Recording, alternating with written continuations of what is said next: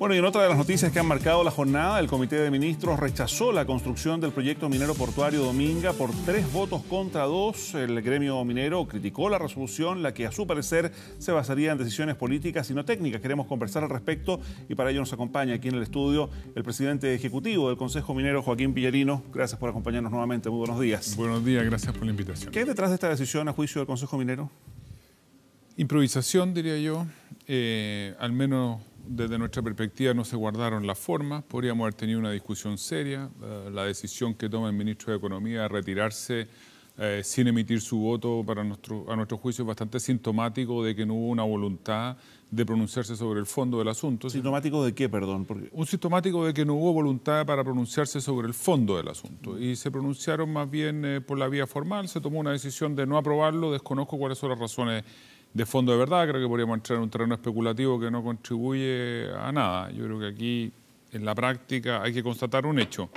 Un proyecto que cumplió con todos los requerimientos, que la instancia técnica oportunamente consideró que se paliaban los impactos ambientales de manera adecuada, se dejó sin efecto sin que se haya dado, a mi juicio, la razón profunda y verdadera de por qué se dejó sin efecto. La razón que argumenta el Comité de Ministros es que considera que las medidas de mitigación, compensación y reparación no son apropiadas para hacerse cargo de los impactos significativos del proyecto. ¿Eso no es suficiente? No, porque la instancia técnica correspondiente del Sistema de Evaluación Ambiental dijo que sí lo eran, digamos, y esa es la instancia técnica. Este organismo podría haberle señalado cuáles eran las medidas adicionales. Durante este proceso de reclamación, además, la compañía comprometió más recursos y nuevas medidas adicionales a las que le había pedido el sistema en su análisis técnico, donde todos los servicios habían apoyado y aprobado el proyecto. Y de verdad, cuando uno oye al ministro de Medio Ambiente diciendo hoy día que no existieran antecedentes suficientes sobre la línea base del proyecto, la verdad que es una autocrítica, porque quienes aprobaron esa línea base es el propio Sistema de Evaluación Ambiental que depende del Ministerio de Medio Ambiente. Es decir, ellos mismos fueron los que hace 4 meses dijeron que la línea base estaba bien determinada y por lo tanto es un poquito fuera de lo esperado esta argumentación. Yo creo que existen otras razones, no las conozco, uno puede especular muchas cosas, pero nadie se atreve a decirlas con nombre y apellido, porque yo creo que eso es el gran riesgo de la inversión en el fondo, cuando nos salimos del marco de las reglas del juego claras y transparentes y entramos en un territorio que es más bien especulativo. Y entonces, pero no vamos a entrar tampoco en esas especulaciones, digamos, pero en definitiva este es un comité político, los ministros son representantes políticos en el gobierno. ¿Faltó desde la empresa también el generar ese diálogo político junto con el diálogo técnico? Pero una precisión ante Mauricio, si bien ellos tienen un carácter político, son ministros de Estado que tienen ese carácter, el mandato legal es que deben fundamentar su voto y por lo tanto no es que arbitrariamente, antojadizamente voten que sí o que no de acuerdo a cómo está el termómetro de Twitter.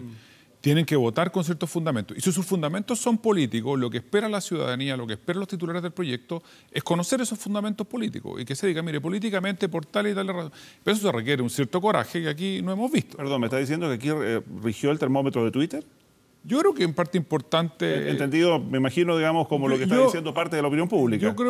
Yo creo que parte importante de la resolución está fundada en una presión más bien comunicacional de grupos bien organizados, no me cabe ninguna duda. Y eso es lo que ha permitido que se paralicen todos los grandes proyectos que se han paralizado en el último tiempo en este país. No puedo creer que en los últimos 10 años todos los grandes proyectos energéticos y mineros, salvo contadas excepciones, se terminen paralizando porque estén mal hechos.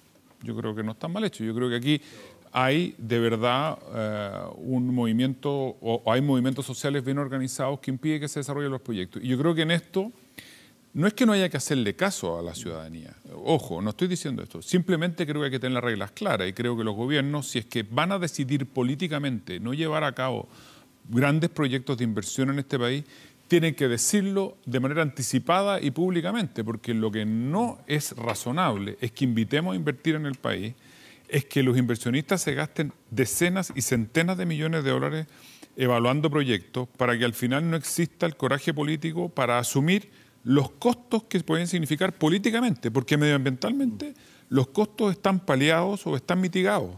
Para eso existe un sistema que permite adoptar las medidas técnicas correspondientes. ¿Cómo miran esto ya en términos más gruesos, digamos, más allá del proyecto Dominga hacia el futuro? Ustedes en el Consejo Minero representan una serie de inversionistas, de proyectos que ya están en desarrollo, tomando, entre otros puntos, en consideración lo que pasó bajo la administración de Sebastián Piñera, hoy día candidato nuevamente a la presidencia, justamente con bajar otra inversión significativa. Bueno, ahí tiene un ejemplo clarísimo de lo que estoy diciendo, que efectivamente de repente hay movimientos sociales bien organizados que llevan a tomar decisiones políticas equivocadas, digamos. En este caso se ha respetado un poquito más la institucionalidad porque la han tomado los organismos correspondientes, pero creo que no ha habido el carácter ni la voluntad para transparentar cuál es la verdadera razón que existe para no echarle para adelante con este proyecto que a todas luces era beneficioso y que cumplía con los requisitos. Yo creo que esto es una mala noticia. En general, es una mala noticia para quienes deciden invertir en Chile.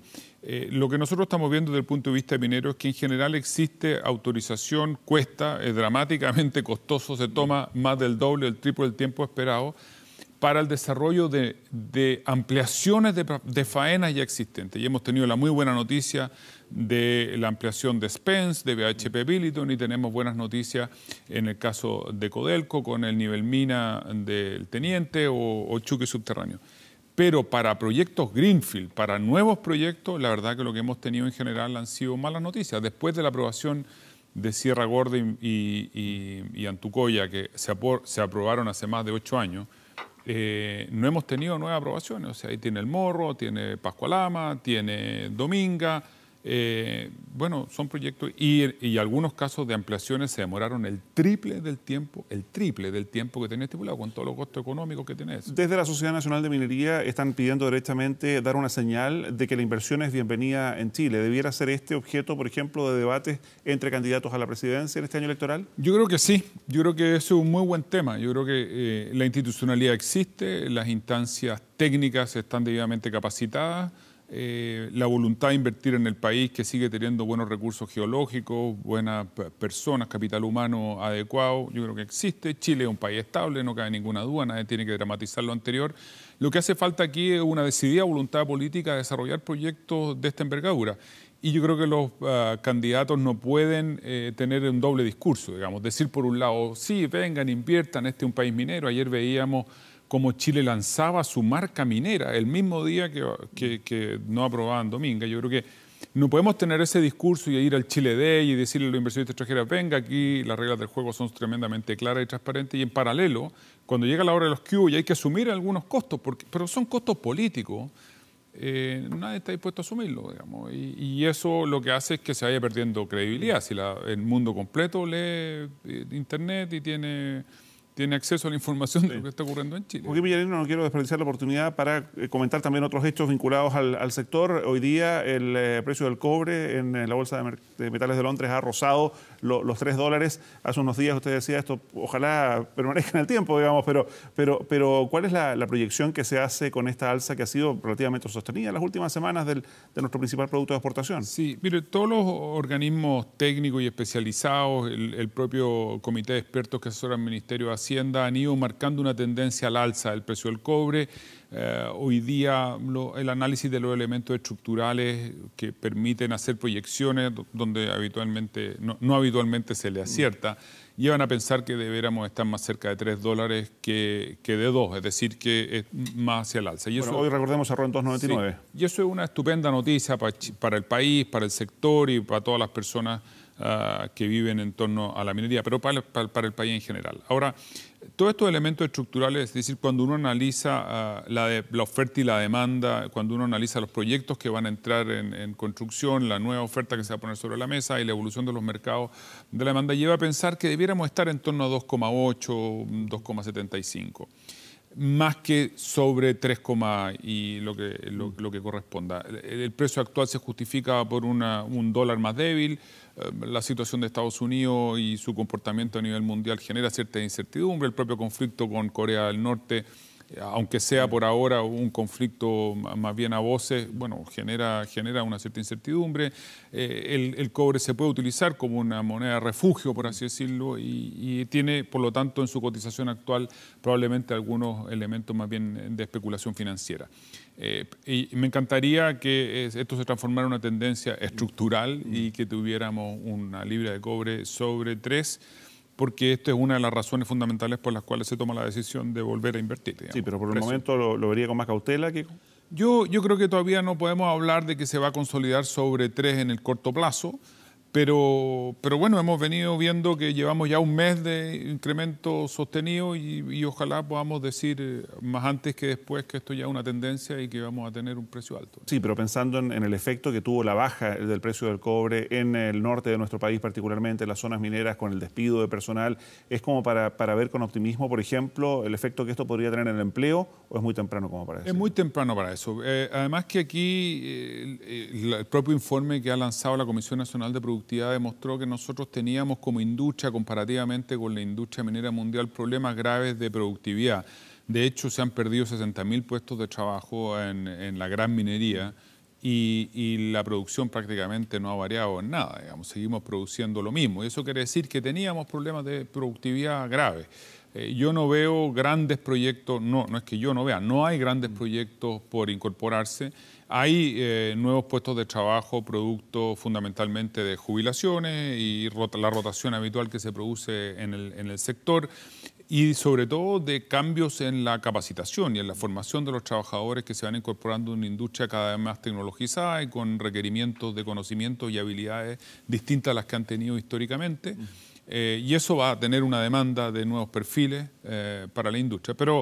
Pero piense usted que en Chile, desde que se aprueba un proyecto hasta que se ejecuta, pues, si es que las cosas se dan bien, le puede demorar 8 años, 10 años. Y los grandes proyectos que han llevado a tener un catastro más abultado, publicado por Cochilco, incluso nosotros con algunos proyectos nuevos, son proyectos que no van a ver la luz antes de 4 o 5 años. O sea, el mismo caso de Dominga que comentábamos estaba previsto ya para la próxima década, ¿no? Sí, no, pues Dominga con esto, piense usted que vamos a perder todo este año y si es que lo aprueba el Tribunal Ambiental el próximo, irá a parar a la Corte Suprema, bueno, esto es una fiesta larga. O sea, pero fiesta larga que en el caso puntual nuevamente de Dominga debiera demorar ¿cuánto? ¿1 año? ¿2 años más? Por lo menos, bueno, hay que esperar ahora a conocer la resolución del Comité de Ministros, porque es contra ella contra la que se recurre al Tribunal Ambiental y el ministro se puede demorar lo que quiera, digamos, y ahí podemos estar, ya hemos perdido 9 meses este año, esto se podría haber resuelto antes.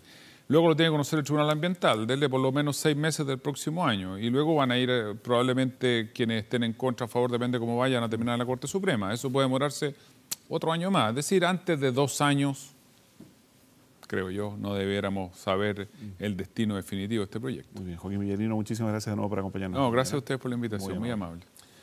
Nosotros vamos